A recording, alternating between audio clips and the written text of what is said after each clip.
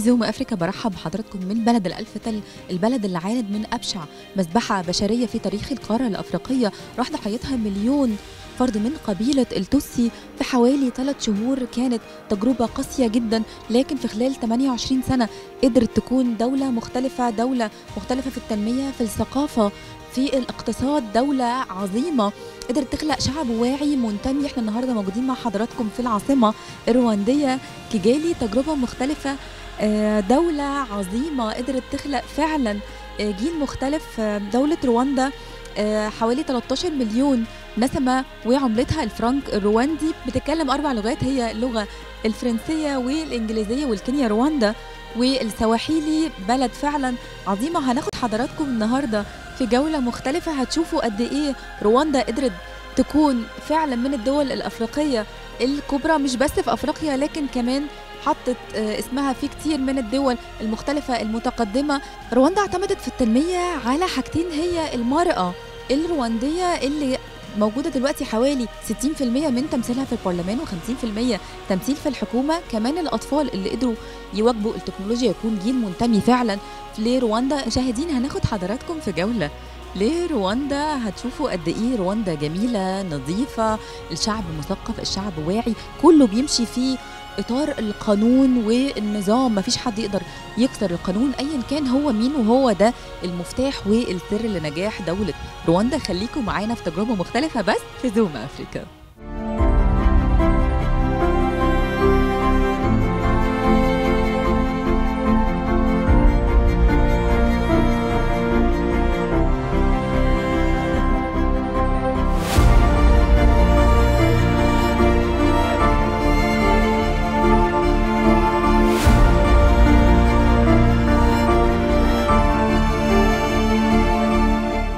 من 28 سنة هنا في رواندا في المكان ده كان في أبشع مذبحة بشرية حصلت في تاريخ القارة الأفريقية، 1 مليون واحد ماتوا أو اتقتلوا في 3 شهور.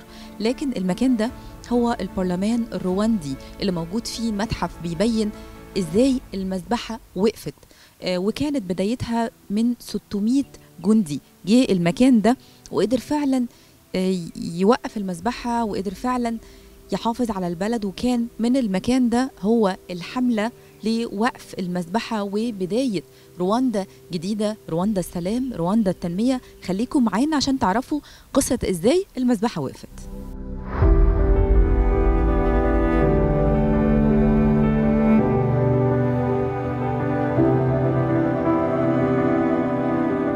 ثلاث شهور و600 جندي كانت البداية لإنهاء الإبادة الجماعية ضد التوتسي. قصة بنعرفها من خلال المتحف البرلماني اللي بيطلق عليه متحف الحملة ضد الإبادة الجماعية، وده واحد من المتاحف ال8 اللي بيديرها معهد المتاحف الوطنية في رواندا. بيقع المتحف في المبنى البرلماني لرواندا، وده كان المجلس الوطني السابق للتنمية في كيجالي، على بعد 800 متر من نقطة الطريق المركزية التقليدية، وعلى بعد 9 دقائق بالعربية من مطار كانومبي. المتحف افتتحه بول كاجامي عام 2017 بهدف عرض تاريخ رواندا للحملة ضد الإبادة. المتحف بيسلط الضوء على رحلة إنقاذ 600 جندي من الجيش الوطني الرواندي للضحايا، وبيضم أحد معالمها الشعبية وهو مدفع رشاش استخدمه الجيش الوطني المقيم في مبنى البرلمان للتخفيف من قوات الإبادة الجماعية. تنفيذ الحملة تم من قبل الجيش الوطني لإيقاف المذبحة اللي شهدت قتل الكثير من السياسيين البارزين وعائلات التوتسي في جميع أنحاء البلاد. بعدها كان على بول كاجامي رئيس القيادة العليا للجيش الوطني الرواندي اتخاذ قرار سريع، وتم التواصل وقتها مع بعثة الأمم المتحدة لتقديم مساعدة إلى رواندا وتدخل وقف عمليات القتل، ورغم انتشار العنف ما كانش فيه مساعدات. المهمة كانت صعبة لوقف الإبادة الجماعية ضد التوتسي وإنقاذ الضحايا، كان كل همهم استعادة السلام في جميع أنحاء البلاد. كاجامي أمر الجزء الأكبر من قوات الجيش الوطني الرواندي بالتقدم، وقال لهم على المهمة الجديدة في حملة استمرت 3 شهور من أجل إنقاذ الضحايا للإبادة الجماعية. لما بدأت الإبادة الجماعية ضد التوتسي في 7 أبريل 1994 استخدمت القوات المسلحة الرواندية قاعدة شديدة التحصين في جبل ريبيرو لقصف التجمع الوطني للتنمية المعروف باسم CND، اللي بيضم سياسيين من الجبهة الوطنية الرواندية وقوة الحماية الصغيرة نسبيا المكونة من 600 جندي اللي كمان خلتهم ممكن يضربوا أي مكان حول كيجالي. التحدي الأكبر كان أمام الجيش الوطني هو الوصول لهناك، اللي نجحت فيه بعد ما قدرت تشن هجوم على ريبيرو. وهاجم الجيش الوطني الرواندي جبل كيجالي من اتجاهات مختلفة، وسقطت العاصمة بعد 3 شهور من أمر رئيس القيادة العليا اللواء كاجامي. وتم تسجيل 5 انتصارات للجيش الرواندي، وهم جبل ريبيرو اللي كان بيعتبر جوهرة تاج القوات المسلحة الرواندية، سكنات كانومبي، ومطار كيجالي الدولي اللي كانت القاعدة اللوجستية الرئيسية للقوات المسلحة الرواندية. جبل جالي هو عالي الارتفاع، وكمان تم الاستيلاء على جبل شورونجي في نفس الوقت. جيتاراما اللي تم تحريرها من وحدات مختلفة للقوات المتنقلة المشتركة.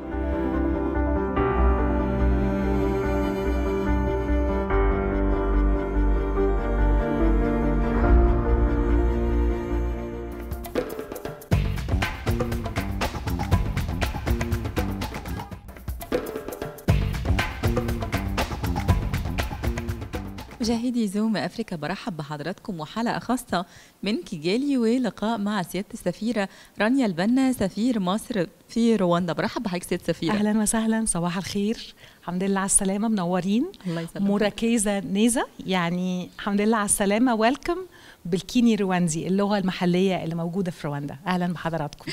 أهلا بحضرتك. لو اتكلمنا بداية بقى عن العلاقات المصرية الرواندية، هنبتدي منين؟ أنا ممكن أقول إن العلاقات بين مصر ورواندا مميزة جدا، وعلاقات سبيشال، وفي تنسيق وتوافق في الرؤى بين القادة السياسيين، فخامة الرئيس السيسي وفخامة الرئيس كاجامي، والعلاقات شهدت دفعة كبيرة خلال الزيارات اللي قام بيها سيادة الرئيس لرواندا. هو سيادته جه في 2016 لحضور القمة الأفريقية، وبعدين كان في زيارة تاريخية استثنائية في 2017 اللي عمل زيارة استثنائية ثنائية. دي فتحت آفاق كتيرة قوي للتعاون بين البلدين، وتتبعها بقى زيارات من فخامة الرئيس كاجامي لمصر 2017 2018، وآخر حاجة كان زيارة الرئيس كاجامي للقاهرة في مارس 22. وبحمد الله تم التوقيع على 5 اتفاقيات في مجالات مختلفة، في مجالات الاتصالات، تكنولوجيا المعلومات، إدارة المتاحف، التدريب الدبلوماسي، الشباب والرياضة. فهي طبعا الزيارات الرئاسية بتبقى بتدي دفعة وبوش للعلاقات، وبنتحرك في هذا الإطار ده على مستوى الزيارات الرئاسية. هنرجع للنقطة دي، بس عايزة أكمل العلاقات. خلاص خلصنا الجزء السياسي، هنتكلم عن العلاقات الاقتصادية ما بين الدولتين. العلاقات الاقتصادية بين الدولتين بصراحة للأسف حجم التبادل التجاري مش كبير قوي. حجم التبادل التجاري حوالي 40 مليون دولار. هو يعني يعتبر رقم محدود بالنسبة للعلاقات السياسية المتميزة بين البلدين. بس احنا في السفارة بنحاول نعمل بوش زي ما يعني as much as we can، بحيث ان نجيب المستثمرين المصريين، نزود التبادل التجاري. الحمد لله مؤخرا في مايو عن طريق التنسيق مع جمعية رجال الأعمال الرواندية تم تنظيم زيارة ل 63 رجل أعمال رواندي عظيم في مجالات مختلفة للقاهرة.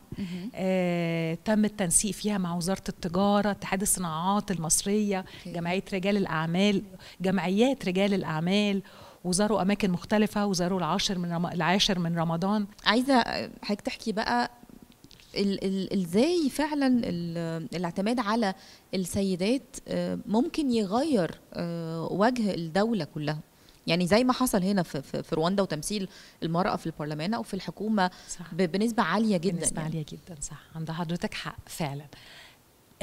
أنا أول ما جيت قالوا لي في رواندا كذا حاجة مقدسة مفروض محدش يقرب لها، فقلت لهم إيه الحاجة المقدسة اللي محدش يقرب من أي شجرة ويأذي الشجرة أو يقطعها أو يكسرها. فدي بالنسبة لهم وفقا للشعب من محرمات. أنا محترم جدا ده. والتقدير للمرأة الرواندية يعني إيه؟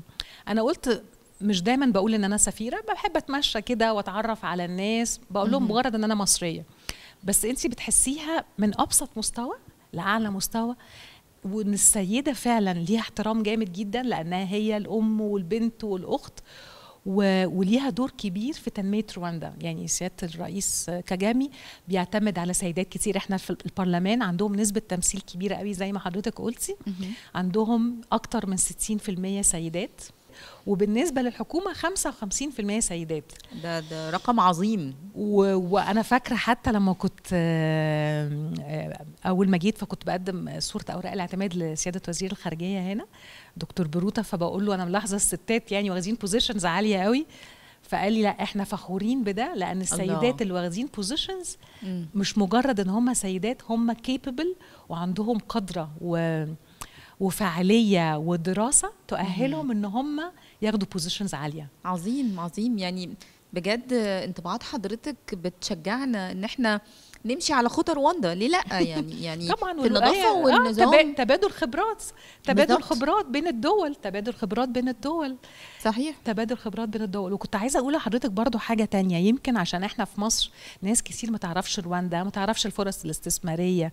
انا عايزه اقول ان رواندا يعني برضو واخده مركز متقدم قوي من ناحيه سهوله الاعمال. على ما اعتقد هم على مستوى العالم في سهوله الاعمال، يعني easily doing business، واخدين في انشاء الشركه انشاء شركات وكده والاستثمار رقم 38، فبسهوله واخدين الموضوع ده. وانا نفسي بجد التجاره والاستثمار يزيد، لان احنا في برضو ميزه ناس كتير مش واخده بالها منها. احنا الاثنين منضمين للكوميسا، اوكي، اللي هي سوق مشتركه لدول شرق وجنوب. في بنفيتس كتير ممكن نستفيد منها جداً. من 25% اولموست 25، يعني رسوم الجمركيه. يعني لو حد مصري عايز يصدر لرواندا هيتم اعفائه من 25% من القيمه اللي هي رسوم الجمركيه. عظيم. دي حاجه ممتازه. رواندا بتستورد حاجات كتير من دول مختلفة، من الصين، من الهند، من الإمارات، من تركيا، يعني من دول كتير كتير. أنا دايما بقعد أشجع الناس هنا، بقول لهم طب ما يا جماعة الحاجات اللي انتم محتاجينها منتجات غذائية طبعا، قصدي في تنويع. أنا قلت لهم إن أوكي عايزين تكملوا مع الدول دي كملوا، بس في مصدر جديد اللي هي اسمها مصر، هيبقى مرحب بيكم في أي وقت تنورونا يعني. لأن هم برضو مهتمين قوي اليومين دول بالبنية التحتية. فاحنا مشهورين بالمكونات اللي تساعد في البنا، الأدوات اللي هي المواد الغذائية اللي في السوبر ماركت. مصر ما شاء الله علينا عندنا طبعا مصانع جميلة ومشرفة. فأنا بقعد أقول يمكن، يعني أنا مش بلوم الناس، لأن يمكن الناس مش عارفة، أو يمكن لو عرفوا هيفكروا يقولوا طب ما إيه المانع إن إحنا نستكشف بلد جديدة. صحيح.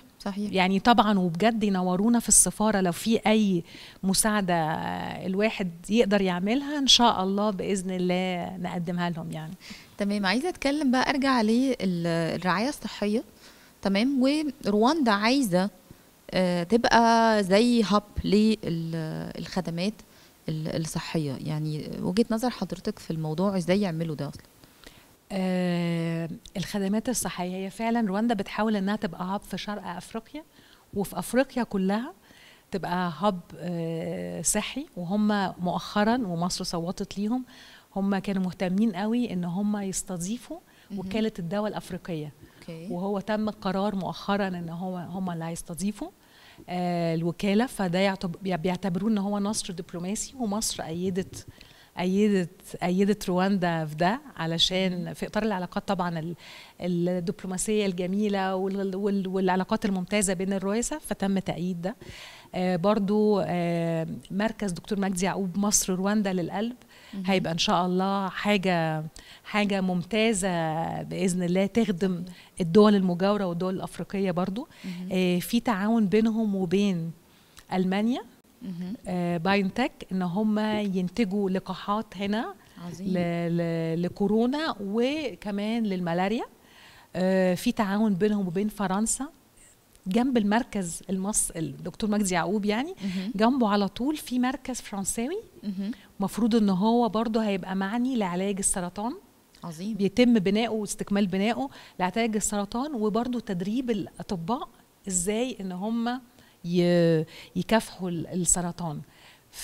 فأنا بحس دايما ان الذكاء ان الواحد يشوف الامكانيات المتاحه بالنسبه له ايه. صحيح طبعا. ويعمل يعني حسن توظيف ليها. لما بتوظفي الامكانيات اللي عندك بجد وبتبقي مخلصه في الشغل ممكن تعملي معجزات. صحيح. احنا بقى عايزين نقول الكثير من المصريين تعالوا رواندا، تعالوا استثمروا، في فرص وفي امان والدوله جميله بصراحه يعني بصراحة. والعلاقات طبعا مشجعه جدا الحمد لله ان احنا نستثمر. يعني انا بجد بنتهز الفرصه وجود حضرتك معالي السفيره. فعلا رواندا بلد جميله جدا، يعني بلد جميله، وانا بجد بضم صوتي لصوت حضرتك وبدعي يعني اي حد مصري حابب ان هو يستكشف بلد جديده وعايز يستثمر فيها، يعمل تبادل تجاري، يستفاد من القصه بتاعت سهوله اللي صحيح. هي انشاء شركات، ويستفاد برضو من الكوميسا. واتمنى لكل التوفيق ان شاء الله. يعني في النهايه بجد سعيدين جدا ان احنا موجودين في كيجالي ولقاء حضرتك معالي السفيره رانيا البنا سفير مصر في رواندا.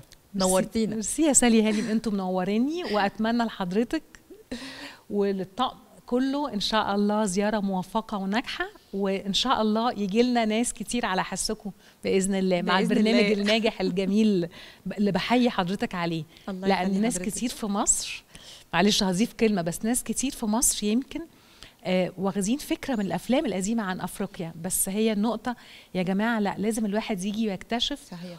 وعلاقاتنا بالغرب والدول الشمالية ممتازة وجميل، بس في دول تانية قريبة مننا وفيها ثقافات متقاربة معانا وتقاليد وبيحبونا، فلازم نقرب لهم ويحسوا ان احنا حابين نتعاون معاهم، لان ان شاء الله ده هيحقق وين وين سيتويشن، وهيحقق باذن الله توفيق ومكاسب للجميع ان شاء الله. شكرا معالي السفيرة، شكرا لحضرتك جزيلا. العفو العفو. مشاهدي زوم افريكا، فاصل وراجعين تاني.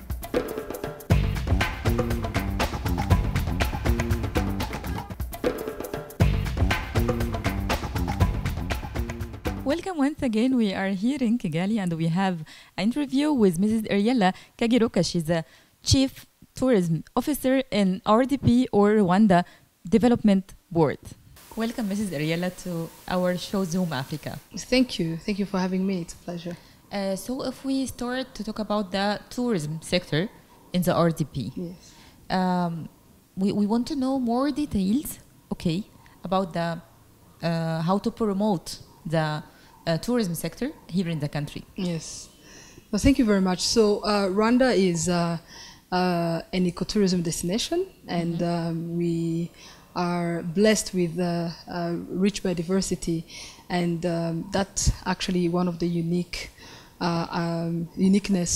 That's one of the unique things to actually experience in Rwanda, because that biodiversity that we are custodians of, we have also our tourism sector depends heavily on the protection of the environment, the sustainable utilization of resources, the natural resources, and that's how we position as also a high-end destination to mitigate the impact on the environment, while generating the required revenues to protect and run these areas, but most importantly creating the necessary impact in the economy and for the people.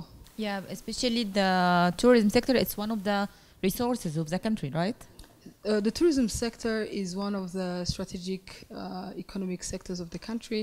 It's the first, it's the highest foreign currency earner of the sector, and of the economy. And tourism also has a big impact as well on the ability to utilize natural resources sustainably, while also making impactful investments, making them used for impactful investments in those particular places. Yeah, okay. So if I'm a tourist and I want to come to see a beautiful places, tell us the direction where we can go. First of all, before getting to Rwanda, maybe before you enter the country. Let's talk about how you plan for the trip. Yeah. Coming into Rwanda is very easy because visa is issued on arrival for everybody. Yeah. And specifically for countries members of the Commonwealth, La Francophonie, and the African Union, given free visa on arrival. Yeah, great. And Rwanda is also very well serviced by many airlines from their respective hubs. I would say if you're coming from Egypt, you have a direct flight from with Egypt Air, direct from Cairo. Yeah. We also have the national airline that connects to many African destinations and beyond, including the Middle East, Asia, and also Europe. But we also have airlines like Turkish Airlines, KLM, Qatar Airways, Brussels Airlines, Ethiopian Airlines, Kenya Airways, all flying to Kigali, which makes it very easy and convenient to get it into the country, to the country. So once in Rwanda, there is so much to do and see. Starting with Kigali, which is a progressive city, modern city as you have experienced. It's a place where you also have a number of museums to visit, but it's also our primary MICE destination, which is MICE meetings, incentives, conferences, and events. Rwanda is actually, Kigali specifically, is actually ranked the second most popular MICE destination in Africa. Second. Okay, great. Yes, so in Kigali, we have a number of properties as well that also facilitate the development of the MICE sector. Also some many hotels and venues to facilitate that. It's also a place to actually start off your adventure, as there are cultural sites, community experiences, and we also have a wildlife sanctuary actually in Kigali, where you can visit the grey crowned cranes, learn about the conservation journey of the country to save these endangered species from illegal captivity to now being a thriving species in the natural wild.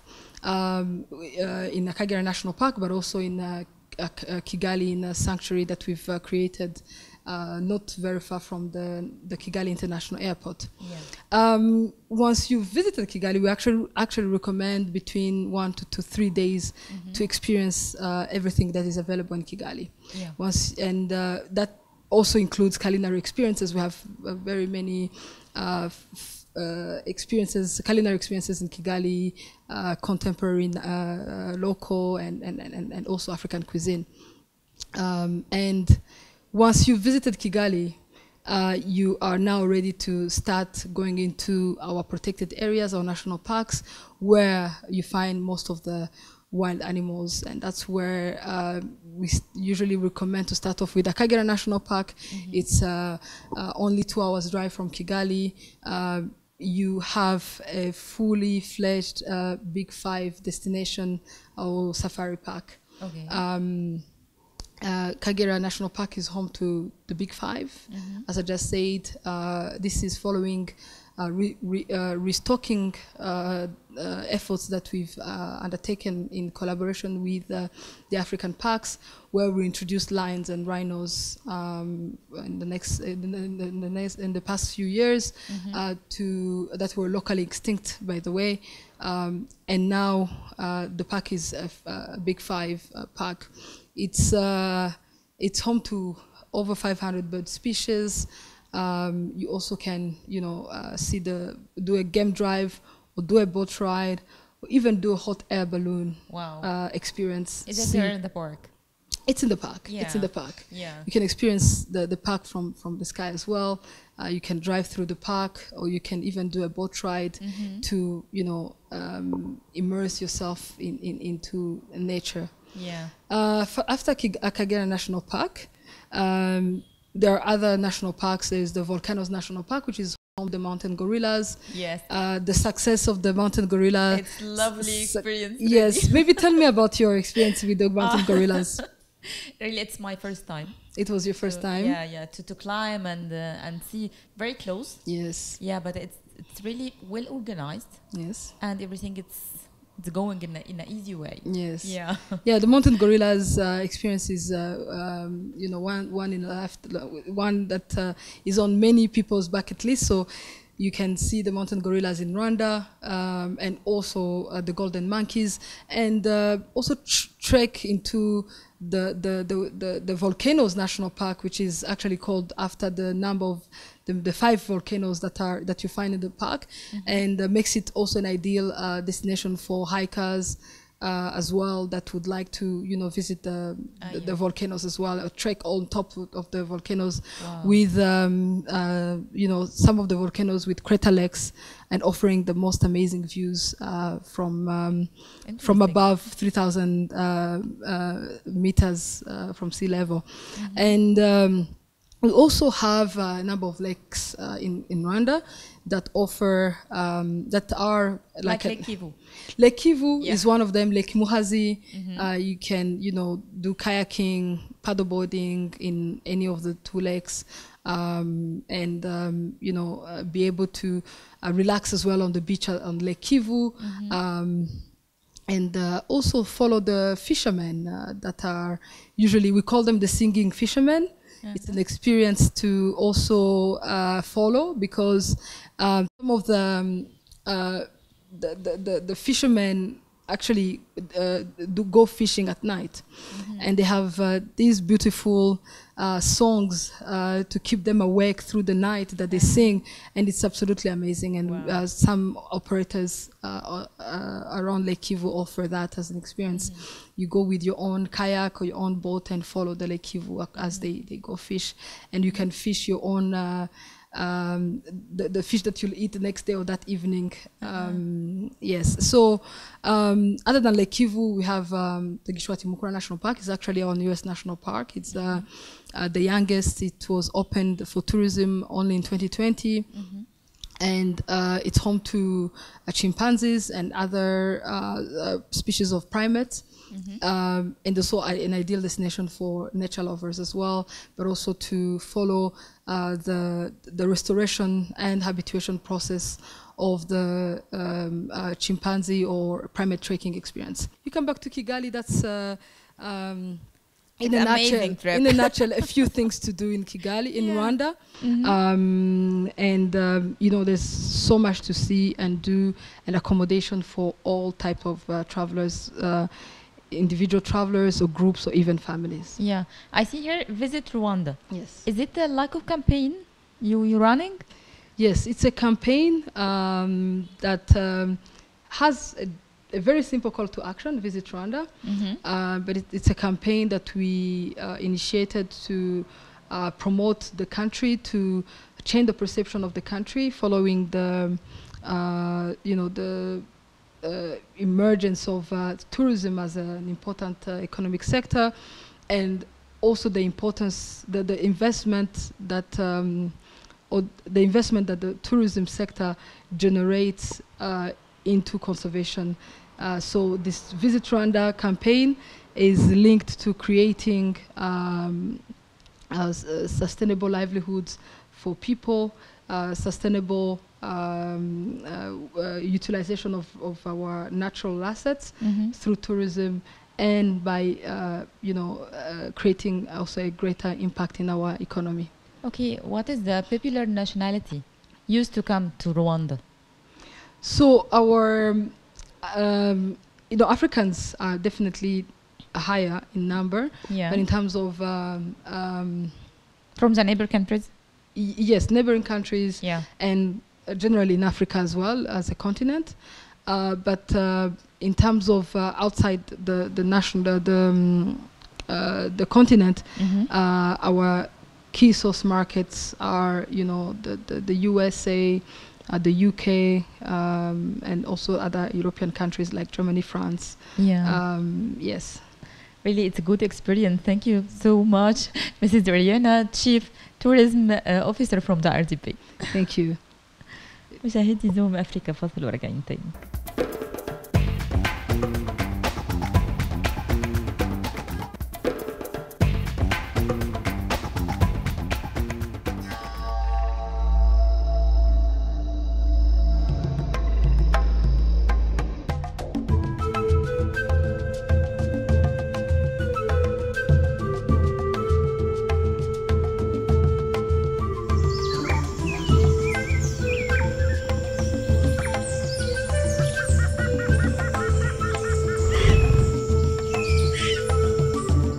احنا جينا دلوقتي في فولكانو ناشونال بارك. طلعنا بقالنا ساعتين فوق الجبل علشان نقابل الغوريلات، ودي أهم ما يميز دولة رواندا هم وجود الغوريلات في فولكانو ماونتن.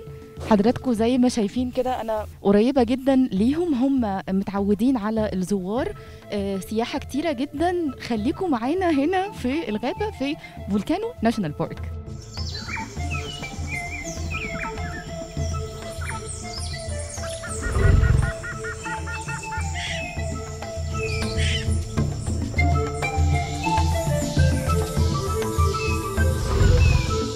بجد تجربة رائعة. طبعا هي متعبة جدا لأن احنا بنمشي جوه الغابة. طلعت فوق الغابة ومشيت أكتر من ساعتين 3، بس فعلا تجربة حلوة جدا. أغلبها أجانب، يا ريت المصريين كمان يجوا رواندا ويجوا فولكانو ناشونال بارك. أكيد هي تجربة مختلفة جدا.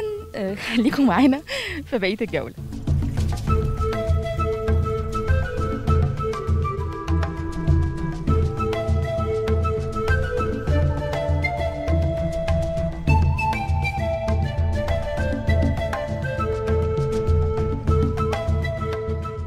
مشاهدي زوم افريقيا، احنا لسه نازلين حالا من جبل الغوريلات او ماونتن اوف غوريلاز. يعني حبيت انقل لحضراتكم اكتر عن بيعيشوا ازاي، هم عددهم ايه، طريقه التواصل معاهم ازاي. طبعا شفتوا فوق احنا كنا قد ايه عاليين وكنا قريبين منهم جدا. هم مسالمين جدا وطيبين، بيعيشوا في مجموعات زي يعني زينا زي البني ادمين بالظبط. معايا دلوقتي مرشده جولي. Hi. Hi. Can you introduce yourself? Yes. My name is Jolie. I'm one of the guides in Volcano National Park. Okay. How many years you are here?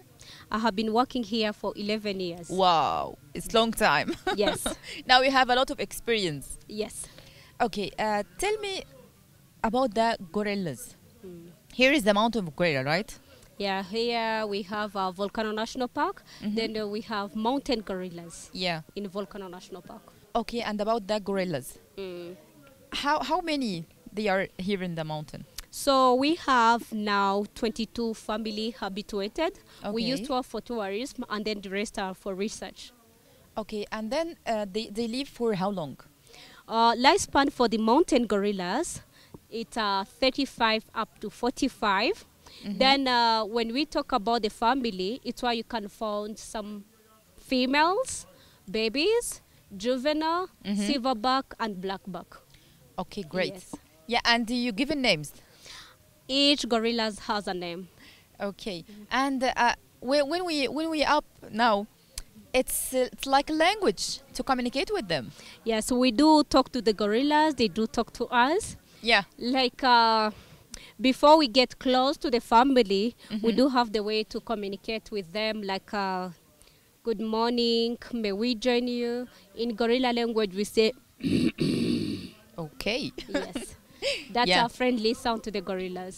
So everybody, if we get closer, then everybody make that sound. Then when they are happy, when they're in good mood, they say. Wow. This is a friendly one. Then they do have also a warning sound, which is. Okay. So the last sound, it means no enter. The last one, that's a warning, which means stay there, don't get close. Yes. Okay, because of what? Because they don't want a lot of visitor or what? Different reason can make a gorillas ask us to not to get close by. An example, sometime between us and gorillas, there is some gorilla food. And they don't want us to step on their food. So that's why they're saying, or a baby can ending playing, coming nearby. Then the mother wants the baby to go back in the family. So the mother can make the sound to the babies. They don't make that sound only to us, but they can make the sound between themselves. A mother can call the baby like, please come back. Don't go there. One individual can be feeding here, then he gets close to another individual, then they're warning each other. That's the sound they can make between them or they can communicate to us in that sound. Okay, and also you told us a lot of warning. Like when any monkey or gorillas get closer, we should be in. Okay, once when a gorillas, normally when we are visiting these mountain gorillas, we do keep some distance between us and gorillas, which is 10 meters. Then sometimes they can ending coming and moving close to us. In that time, when we have the way to move back, in that time a guide can ask you, please move back, then we can give him enough room. But sometimes there is no way to move. There is some trees, there is some sticking nettles. In that time, we need to squat down. We need to kneel down. And then after that, we can start to make them happy sound. So that means he can move. Yeah, that means we respect you. We know you are the king of jungle. Then after respecting him, then he can move slowly. Then he can keep on going. Okay, and why you told us don't look to the eyes of the gorillas? I just say the eye contact, there is no problem. That's what why is the you're problem here. exactly? The only way we can avoid to have the eye contact is when a silverback is moving close to us. He's already like less than 4 meters. In that time, he's going to pass where you are standing. In order to respect him, you kneel down, you look on the ground, then you make him happy sound. But the eye contact to the gorillas, there is no problem. We just avoid to have the eye contact when he's going to pass nearby or when he's charging, coming where we are standing. If we have the eye contact with him, eye contact maybe he gets with nervous. the gorillas, there is no problem. We only avoid to have the eye contact when he's like when he's going to charge, running where we are standing. In that time, it's better to kneel down, and then we can make the happy sound, and then we look on the ground. But normally, once when he's sitting somewhere, you can have the eye contact. There is no problem. there is no problem. Yes. Okay, and what they eat? These mountain gorillas, they have more than 200 species of plant they eat in the forest. Their first favorite food for the gorillas, it's the bamboo, the young bamboo, the bamboo shoots. So they eat goose glass, they eat tea, so they have more food in the forest. Okay. And it's normally how many guests every year they come to see gorillas? As I told you, we have 22 family, but per day we only use 12 family. So every day we use only the 12 family, then the rest are for research. So let me say each family, the maximum number of the guests, it's 8. So that means 96 people per day. Guests per day. Then per year, we do have like 2 seasons. We have high and low season. So our low season, that's from February up to the end of May, where every day it's not full booked. Then from June to the end of September, that's our high season. Every day it's full booked. Okay, but it's easy for you as a woman to climb. Me, I'm falling down a lot. So it's easy to work. It's long time, 11 years. Yes, this was my dream job. Oh, wow. Then the more you keep on doing it, then the more you get used. It's a question for experience to be used to hike every day. And I see also you can know every gorillas by names. Oh, how you can make it that? So the guide, we do rotate every day in different activities and different gorilla family. Because we have some family we consider like a medium walk, a long walk, and then an easy walk. So that's why we rotate every day. So every day when I go in different family, I see some baby born, I see them growing. So I know their names, I know their fathers. Every year we do have a naming ceremony. Like this coming September, we have now more than 20 baby to be named. 20 baby? Yes. Okay, great. I saw 2 or 3. Yes. Really, Julie, thank you so much for your experience. Thank you to Sally. Thank you. مشاهدي زوم أفريقيا، خلصت فقرتنا دلوقتي. احنا طبعا تعبانين جدا، بقالنا يعني من الساعة 4 الفجر صحيين علشان نيجي من كيجالي حوالي 3 ساعات لموسنزي، هي منطقة وجود الغوريلات أو فولكانو بارك. قعدنا طلعنا الجبل حوالي 3 ساعات ونزلنا برضو 3 ساعات. فعلا التجربة ممتازة. احنا هنا في رواندا، خليكم معنا.